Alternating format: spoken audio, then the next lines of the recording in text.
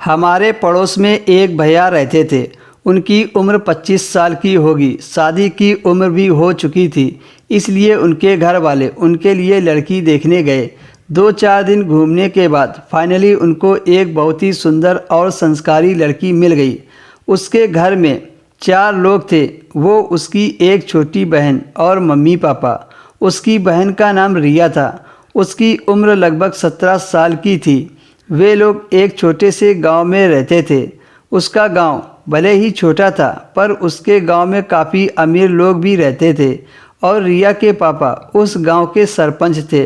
मेरे पड़ोस वाले भैया भी बहुत हैंडसम थे और कलेक्टर की पढ़ाई भी कर रहे थे, इसलिए दोनों के घर वाले शादी के लिए राज़ी हो गए और शादी की मंगनी की तारीख अगले महीने ही फिक्स कर दी।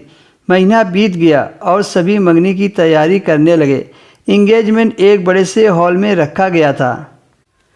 वहाँ की सजावट बहुत खूबसूरत तरीके से की गई थी। शाम हो गई, इसलिए सभी लोग उस हॉल में आ गए क्योंकि इंगेजमेंट का प्रोग्राम रात को रखा गया था। हम सभी तैयार होकर हॉल में आ गए, लेकिन लड़की वाले अभी तक नहीं आए थे। सभी लोग लड़की वालों का आने का इंतज़ार कर रहे थे। तभी 10 मिनट बाद एक कार आई। वो कार लड़की वाले की थी।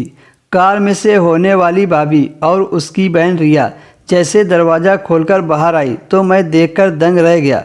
मैंने आज तक इतनी खूबसूरत लड़की को कभी नहीं देखा था। ऐसा लग रहा था कि आसमान की कोई परी ज़मीन पर उतर आई हो। मेरी नज़र तो उससे हट ही नहीं रही थी। फिर हम सभी ने उसका स्वागत किया। सभी लोग वहाँ पर आ चुके थे, इसलिए इंगेजमेंट की रस्म शुरू कर दी।